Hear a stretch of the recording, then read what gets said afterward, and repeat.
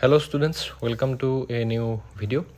আজি সকলোৰে general সায়েন্সৰ exam আছিল আশা কৰিছো সকলোৰে পৰীক্ষা ভাল হৈছে। আজি মই এই ভিডিওটোৰ জৰিয়তে তোমালোকক আজি সায়েন্স পেপাৰখনৰ এমসিকিউ খিনি দেখাব বিচাৰিছো। জাস্ট আমি এনসাৰ খিনি ইয়াতে চাম এবাৰ, বেছি ডিটেইলছত আমি নাযাও। সো কোৱেশ্চন নম্বৰ 1 অৰ যেটো কোৱেশ্চন তাৰ কাৰেক্ট অপচনটো হ'ব ডিসপ্লেসমেন্ট ৰিঅ্যাকশন, যেহেতু এটা ডিসপ্লেসমেন্ট ৰিঅ্যাকশন বা অপসাৰণ বিক্ৰিয়া হয়। তাৰ পাছৰ কোৱেশ্চনটো ইয়াতে অপচন ডি কাৰেক্ট, যেটো অগ্নি নিৰ্বাপন যন্ত্ৰ বা ফায়াৰ এক্সটিংগুইশাৰত ইউজ কৰা হয় হেতু হৈছে sodium hydrogen carbonate. That means option 2 is correct. Next question number 3, chemical reaction is not involve, ৰাসায়নিক বিক্ৰিয়া নঘটে, এটো হৈছে option B melting of candle, যেটো মোমবাতি গলাটো এটা হৈছে ভৌতিক বা ফিজিক্যাল ৰিঅ্যাকশন হয়, এটো কেমিক্যাল ৰিঅ্যাকশন নহয় বা ফিজিক্যাল চেঞ্জ হয় এটো। Okay, the pH of a neutral solution, এটা প্ৰথম দাবৰ pH ৰ ভ্যালুটো হয় 7। আমি এটো সকলোৱে জানো। কোৱেশ্চন নম্বৰ 4 কাৰেক্ট অপচন হৈছে 7। কোৱেশ্চন নম্বৰ 5, ইয়াতে এটা ইন্টাৰেষ্টিং কোৱেশ্চন দিয়া আছে, ডাইলুট সালফ্ৰিক এসিডৰ ৰিঅ্যাকশনৰ কথা কৈছে। এটা পাৰ্টিকুলাৰ সলিড বা এটা গোটা পদাৰ্থ X ৰ লগত আৰু তাতে এটা গ্যাস ফৰ্ম হৈছে, এই গ্যাসটো হৈছে Y। এতিয়া প্ৰথম অপচন A আৰু অপচন সি তোমালোকে চেক কৰি লবা। অপচন এ আৰু অপচন সি যদি চাও আমি তাতে দেখা পাম যে হাইড্ৰোক্লোৰিক এসিড আছে। সো হাইড্ৰোক্লোৰিক এসিড আৰু সালফ্ৰিক এসিডৰ মাজত ৰিঅ্যাকশন ঘটিলে সদায় কি হয়, হাইড্ৰোনিয়াম আয়ন। দ্যাট মিন্স অপচন এ আৰু সি কাৰেক্ট হ'ব নোৱাৰে, যেহেতু ইয়াতে আমাক Y এটা গ্যাস বুলি কৈ দিছে আৰু X এটা সলিড বুলি কৈ দিছে। সো হাইড্ৰোক্লোৰিক এসিড আৰু হাইড্ৰোক্লোৰিক এসিড সেই কাৰণে ট্ৰু অপচন হ'ব নোৱাৰে। কিন্তু আমি অপচন বি আৰু ডি যদি চাও, ইয়াতে আছে সোডিয়াম হাইড্ৰক্সাইড। সো সোডিয়াম হাইড্ৰক্সাইডটো এটা গোটা পদাৰ্থ হয়। সো সোডিয়াম হাইড্ৰক্সাইডে কাৰেক্ট অপচন হয়। এতিয়া সালফ্ৰিক এসিডৰ লগত সোডিয়াম হাইড্ৰক্সাইডে ৰিঅ্যাক্ট কৰিলে কি ফৰ্ম হ'ব, হাইড্ৰোজেন গ্যাস ফৰ্ম। তো অপচন বি ইজ কাৰেক্ট।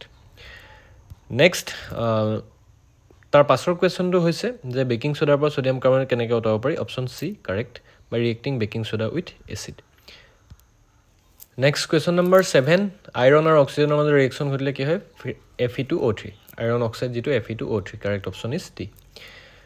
সুৰাত পাতৰ কথা কৈছে, সুৰাত পাত লাগিলে আমাৰ গা খজুৱাই, নেটুল প্লান বুলিও কয় ইয়াক। ওকে, সো এটো যদি গাত লাগে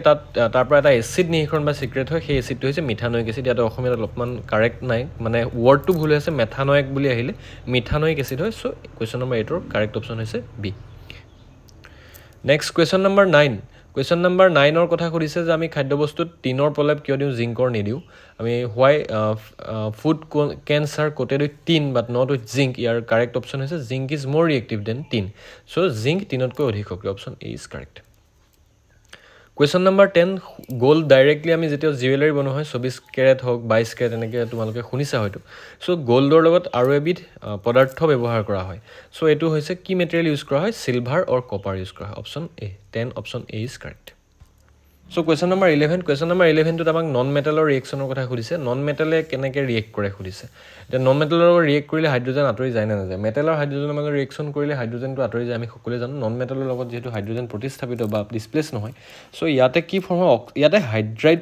ফৰ্ম হয়। Okay, option is hydride, option B. Question number 12, question number 12ৰ অপচনটো হৈছে the fuel is not burned completely. ইন্ধনটো সম্পূৰ্ণৰূপে যেতিয়া দহন নহয় তেতিয়া পাত্ৰতুলিটো কি হৈ যায়, ক'লা ক'লা ৰং পৰিবলৈ আৰম্ভ কৰে। Option C is correct. Next কুৱেশ্যনটোলৈ গৈছোঁ আমি। Next question number 13, question number 13ত 4টা এলিমেণ্ট দিয়া আছে। তোমালোকে যদি পিৰিয়ডিক টেবুলখন চোৱা, এটা লাইনতে মানে এটা পিৰিয়ড বা এটা পৰ্যায়তে আছে গোটেইকেইটা, আৰু লেফ্টৰ পৰা ৰাইটলৈ গ'লে সদায় ধাতৱ ধৰ্ম বা ধাতৱিক কেৰেক্টাৰিষ্টিকটো সদায় কমি যায়। ডেট মিন্স লেফ্টৰ ফালে আটাইতকৈ বেছি সক্ৰিয় ধাতুকেইটা থাকে। সেইকাৰণে 1 নম্বৰ 2 নম্বৰ বৰ্গত আমাৰ আটাইতকৈ সক্ৰিয় ধাতুকেইটা থাকে, যাক alkali metal and alkyl earth metal বুলি কোৱা হয়, ক্ষাৰ ধাতু আৰু ক্ষাৰ মৃত্তিকা ধাতু। এতিয়া গ্ৰুপ বা বৰ্গৰ ক্ষেত্ৰত বেলেগ হয়, ওপৰৰ পৰা তললৈ বাঢ়ি যায়, কিন্তু পিৰিয়ডত লেফ্টৰ পৰা ৰাইটলৈ সদায় কমি যায়। ডেট মিন্স একেবাৰে লেফ্টত থকা মেটেলটো হৈছে গেলিয়াম। ইয়াতে কাৰেক্ট অপচন হ'ব 13, আটাইতকৈ মোৰ ৰিয়েক্টিভ বা আটাইতকৈ বেছি ৰিয়েক্টিভ, যিটোৰ নেকি ধাতৱ ধৰ্ম বেছি হয়। ওকে, সো অপচন এ। কুৱেশ্যন নম্বৰ 14টো আমি যদি চাওঁ, বৰণত আমি দেখা পাওঁ বৰণৰ যিটো তাৰ এটমিক নাম্বাৰ হৈছে 5। সো আমি যদি তাৰ কনফিগাৰেশ্যন লিখোঁ, আমি 2.3 পাম। 2.3 ডেট মিন্স ইয়াৰ ভেলেন্স ইলেক্ট্ৰন কেইটা আছে, 3টা। সেইটো কনচেপ্টে ইউজ কৰিছে। সো অপচন কাৰেক্ট অপচন হৈছে by sharing 3 electrons. Option B is correct. Question number 15, আধুনিক পৰ্যায়বিদ্যা তালিকা পৰ্যায়ত কি প্ৰৱণতা, সূৰ্যতাৰ প্ৰৱণতা কি, what is the trend of valency. Period এটাত কি হয়, গ্ৰুপত আমি সদায় জানো যে এটা পাৰ্টিকুলাৰ গ্ৰুপত ভেলেন্স ইলেক্ট্ৰন সদায় একে থাকে। ডেট মিন্স ভেলেন্সি সদায় একে। 1 নম্বৰ গ্ৰুপ যদি চাওঁ, ভেলেন্স ইলেক্ট্ৰন বা বাহিৰৰ যেটো বহি কক্ষত আমাৰ যোজক ইলেক্ট্ৰন এটাই থাকে কিন্তু পৰ্যায়ৰ ক্ষেত্ৰত কি হয় প্ৰথমে বাহে তাৰ পিছত কমে ইট ইনক্ৰিজেস এন্ড দেন ডিক্ৰিজেস ওকে এতিয়া যদি আমি কোৱেশ্চন নম্বৰ 16 টো চাও এটা দাপনৰ এটা কোৱেশ্চন আহিছে আমি ইয়াতে অবতল দাপনৰ কথা খুদিছে ওকে অবতল দাপনৰ এটা যদি মই ৰাফ ডায়াগ্ৰাম তোমালোকক দেখাও আমি খদাই u মাইনাস লও u নেগেটিভ হ'ব ইয়াতে লেফট সাইডে ৰখা হয় খদাই লক্ষ্য বস্তু এটা আৰু f খদাই ইয়াতে মাইনাস হ'ব আমাৰ অবতল দাপনত f মাইনাস হ'ব u মাইনাস আমি দাপনৰ যেটো সূত্ৰ আছে 1/v + 1/u = 1/f সেই ফৰ্মুলাটো যদি আমি ইয়াতে ইউজ কৰো মই ক্যালকুলেট কৰি এটা নেদেখাও ইয়াতে সো আমি সেই ফৰ্মুলাটো যদি ইয়াত ইউজ কৰো তেতিয়া হলে আমি কি পাম 30 cm মাইনাসত আহিব -30 পাম আমি v = আমি -30 পাম দ্যাট মিন্স এখন যিখন দাপন আছে তাত একেটা সাইডে মানে এফালে লেফট সাইডে আমাৰ গঠন হ'ব প্ৰতিবিম্বটো সো দাপন at 30 cm in front of the mirror দাপনৰ সন্মুখত 30 cm that means option D is correct next question number 17 এজন লোকৰ স্বাস্থ্য পৰীক্ষাৰ সময়ত গম পোৱা গ'ল তেওঁ চকুৰ লেন্সৰ ভাঁজ ব্যাসাৰ্ধ প্ৰসাৰিত হৈছে সো চকুৰ বিকাৰ কি হ'ব identify the defect of vision of person so found that curvature of the I lens is increasing so curvature যদি বাঢ়ি যায় তেতিয়া হলে আমি সকলোৱে জানো যে এটো কি হ'ব বিকাৰটো মায়োপিয়া হ'ব option A is correct question number 18 so question number 18 ত 2 মিটাৰৰ দূৰত্বৰ ওপৰত ৰাখিলে তেওঁ ভালদৰে দেখা নাপায় দ্যাট মিন্স তেওঁ 2 মিটাৰলৈকে দেখে কিন্তু তাৰ দূৰত নেদেখে দ্যাট মিন্স তেওঁ কি আছে ওচৰৰ বস্তু দেখে দূৰত নেদেখে মায়োপিয়া আৰু দূৰৰটো দেখিব লাগিব দ্যাট মিন্স আমি অবতল লেন্স ইউজ কৰিম ইয়াতে সো অবতল লেন্সত পাৱাৰ সদায় কি হয় মাইনাস হয় সো 1/-1/2 p = আমি সবে জানো যে p = কি হয় 1/f সো 1/f 1/2 কৰিলে কি পাম 0.5 পাম যেহেতু অবতল লেন্স ইউজ কৰিম so correct option will be a -0.5 diopter Okay, now proceed to question number 19. ইয়াতে এটা ohms law ওপৰত এটা বহুত এটা ধুনিয়া কোৱেশ্চন আহিছে v = ir আমি সবে জানো এটা গ্ৰাফিক্যাল ডাটা আছে এনেকুৱা ধৰণৰ কোৱেশ্চন গ্ৰাফিক্যাল ডাটাৰ পৰা যে কোৱেশ্চন আহিব পৰা ষ্টুডেন্টক মই পঢ়াওটো এটো কথা বাৰে বাৰে কৈছিলো সো ইয়াতে আমি যদি চাও ইয়াতে 0.4 v যেতিয়া আছে তেতিয়া হলে 0.1 হৈছে কাৰেন্টৰ ভ্যালুটো তো ইয়াতে x আৰু y ভ্যালু লাগে আমি সবে জানো ohms law টো কি হয় v = ir সো তাৰ ফালৰ পৰা মই r ৰ ভ্যালুটো যদি ইয়াৰ ফাৰ্স্ট ডাটাটো পৰা যদি মই লওঁ r ৰ ভ্যালুটো কিমান পাম v/i কৰিলে আমি v ভ্যালুটো দিয়া আছে 0.4 আৰু i ভ্যালুটো কিমান আছে 0.1 সো দ্যাট মিন্স মই কিমান পাম 4 ওম পাম সো এটা 4 ওম এটা নেক্সট মোক x লাগে ওকে সো i লাগে মোক এতিয়া গ্ৰাফটো চাইও এটা ক্যালকুলেট কৰিব পাৰে কিছুমান ষ্টুডেন্টে এতিয়া মই i লাগে i = কিমান হৈ যাব i = হ'ব কিমান v/r Okay, so v 1.2 দিয়া আছে 1.2 আৰু r কিমান হল 4 that means a 4 ভ্যালুটো যেতিয়া তাত পুট কৰি দিলো কিমান পালো 0.3 that means x হ'ব 0.3 okay so আমি অলৰেডি গম পালো যে আমাৰ r টো কিমান হৈ আছে 4 ওম হৈ আছে so তাৰ পৰা আমি গম পালো 0.3 হৈছে আমাৰ কি হয় x আৰু y টো ঠিক তেনেকে এবাৰ যদি মই v ক্যালকুলেট কৰো 4 নম্বৰ যেটো ভ্যালু আছে y লাগে মোক so y টো মই v লাগে মোক so v = কি হ'ব v = again i r okay i দিয়া আছে 0.5 r অলৰেডি আমি গম পালো যে 4 ওম 4 আৰু 4 5 জাৰ কিমান হয় 20 এটা আগত পইণ্ট দিয়া লগলে কিমান হল 2 হল that means 0.3 আৰু 2 কোড আছে এতিয়া অপচন এ আছে so option A is correct ইয়াতে এটো খুদিছে যে ইলেক্ট্ৰিক্যাল এপ্লায়েন্সেস that have metal body are generally connected to the earthing wire earthing যে আমি ইউজ কৰো ভূমি তাঁৰডাল সাধাৰণতে সংযোগ কৰা হয় তাৰ ৰিজনটো খুদিছে কিয় সংযোগ কৰা হয় আমি কিছুমান এনেকুৱা বস্তু আছে ন যেটো নেকি হেভি কাৰেন্ট লয় ফ্ৰিজ হওক বা গিজাৰ হওক বা ওভেন হওক তেনেকুৱা বস্তুৰ ওপৰত আমি এটা ওপৰত তিনটা পইণ্ট থাকে আমাৰ প্লাগ পইণ্টত সেই ওপৰৰ যেটো পইণ্ট এটো আৰ্থ ওয়্যাৰ বুলি কয় আৰ্থিংৰ কাৰণে ৰখা হয় এটো কিয় ৰখা হয় actually to prevent the excess of current ne to prevent the extra current to the appliances ইয়াতে প্ৰথম কথা অপচন বি আৰু অপচন ডি টো কেতিয়াও কাৰেক্ট হ'ব নোৱাৰে অপচন ডি ভুল অপচন বি ইজ ৰং ওকে সো তাৰ কাৰণে আমি এটাই কথা গম পালো যে এ আৰু সি কোনোবাটো কাৰেক্ট হ'ব এট আছে to prevent the excess of current অতিৰিক্ত বিদ্যুৎ প্ৰতিৰোধৰ বাবে অপচন সি কি আছে to prevent the extra current to the appliances সামগ্ৰীলৈ অতিৰিক্ত বিদ্যুৎ প্ৰবাহৰ বাধাৰ বাবে এটা তাতো অপচন এ টো অতিৰিক্ত বুলি আছে অপচন সি টো আছে কিন্তু সামগ্ৰীলৈ to prevent the extra current to the appliances that means option c is correct কি হ'ব অপচন সি এই পাৰ্টিকুলাৰ এপ্লায়েন্সেস টুলে যাতে হায়াৰ ভ্যালু অফ কাৰেন্ট যাব নয় তাৰ কাৰণে ইউজ কৰা option C is correct question number 21 বৈদ্যুতিক প্ৰবাহ উৎপন্ন কৰা যন্ত্ৰ হৈছে জেনাৰেটৰ yes সদায় কৈছো এটো কোৱেশ্চন আহিব বুলি এমিটাৰে সদায় ইলেক্ট্ৰিক্যাল যেটো ইলেক্ট্ৰিক কাৰেন্ট বা যেটো আমাৰ প্ৰবাহ তাক জুখে কেলভিনোমিটাৰে আছে না নাই দেখায় okay identifies the presence of electric current আৰু ডিটো হৈছে জেনেৰেটৰ যি নেকি প্ৰডিউচ কৰে so' generator correct option question number 22 refractive index দিয়া আছে ৰিফ্ৰেক্টিভ ইণ্ডেক্স যিমানে কমে সিমানে আমাৰ লাইটৰ স্পীড বাঢ়ি যায় চ' অপশ্যন এ পি হ'ব কাৰেক্ট অপশ্যন এ সূৰ্যোদয় সূৰ্যাস্তৰ সময়ত বেলিটো ৰঙা হৈ পৰাৰ option A C is correct ৰঙা ৰঙৰ তৰংগ দৈৰ্ঘ্য বেছি red colour has high wavelength question number 24 option B এইটো আৰু পঢ়ি নাথাকোঁ অনিম্নীকৰণ চবেই জানে non biodegradable Next question number 25. Which of the following processes explains the extraction of sun's energy to generate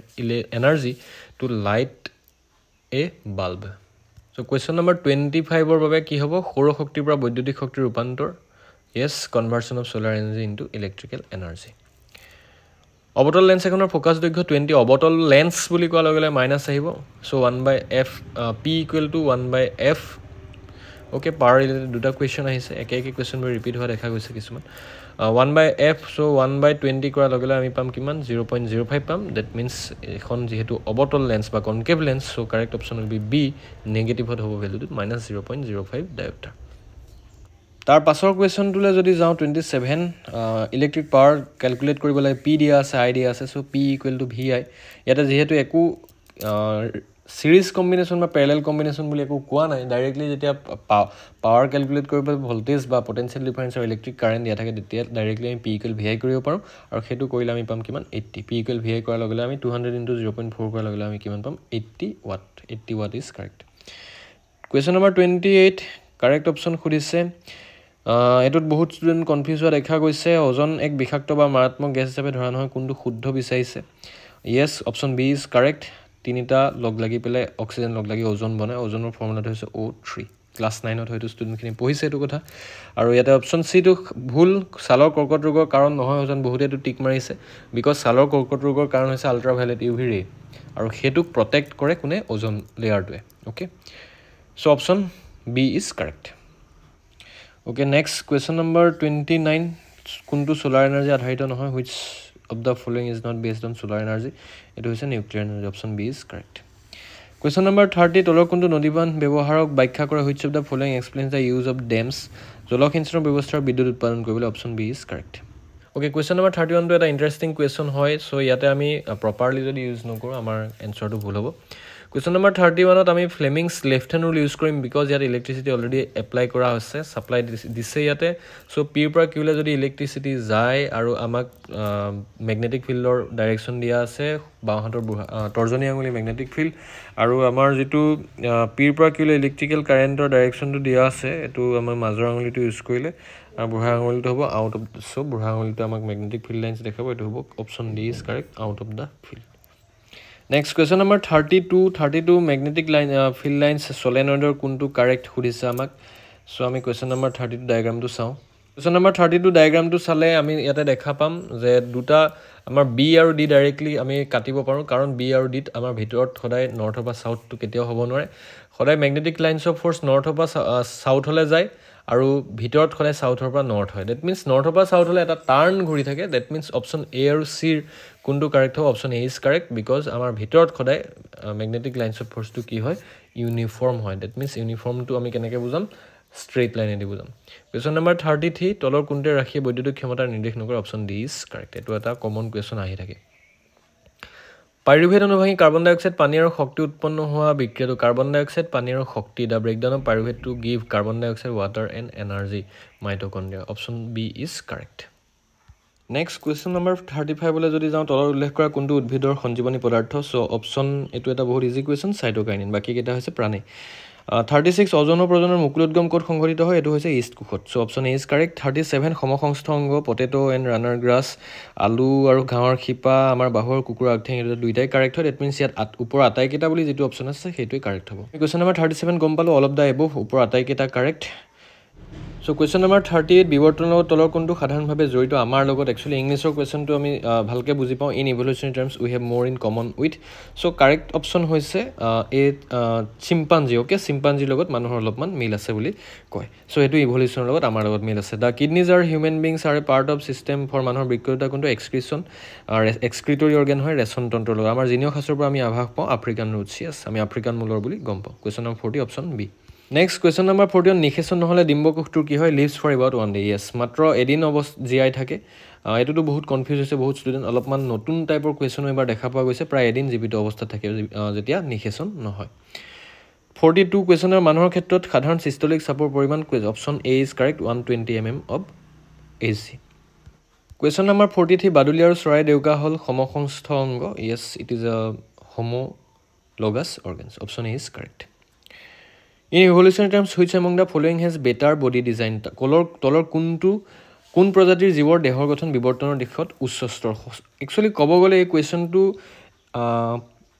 it's not a proper question actually এইটো এটা exactly ভাল কুৱেশ্যন বা প্ৰপাৰ ৱেত সোধা কুৱেশ্যন নহয় বিকজ বুকতে আমি এটা কথা পাইছোঁ যে ইভলিউশ্যনৰ ফালৰ পৰা আমি কেতিয়াও কোনোবা উচ্চ স্তৰ কোনোবা নিম্ন স্তৰ বুলি ক'ব নোৱাৰোঁ কোনোবা বেটাৰ কোনোবা লোৱাৰ তেনেকৈ আমি ক'ব নোৱাৰোঁ ষ্টিল এই কুৱেশ্যনটো কাৰেক্ট অপশ্যন যদি আমি চাওঁ তেতিয়াহ'লে হ'ব অপশ্যন ডি কুৱেশ্যন নম্বৰ 45 জবা সৰিয়হ আদি ফুলবোৰত পুংকেশৰ ষ্টিকেশৰ দুয়োটাই থাকে সেয়েহে এইবোৰ হৈছে বাইচেক্সুৱেল উভয়লিংগী ফুল আজিৰ ভিডিঅ'টোৰ জৰিয়তে আমি আজি HSLC এক্সামত অহা MCQ কুৱেশ্যনখিনি ডিছকাছ কৰিলোঁ এনচাৰখিনি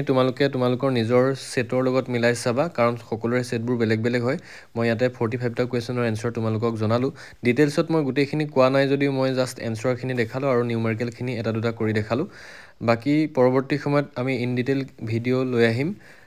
বাকি থকা এক্সাম কেইটা ভালদৰে অৱতীৰ্ণ হ'বা ভাল পাৰফৰ্ম কৰিবা বুলি আশা কৰিছোঁ সকলোকে পুনৰবাৰ মোৰ ফালৰ পৰা best wishes for rest of the exams আজিৰ ভিডিঅ'টো ইমানতে সামৰিছোঁ থেংক ইউ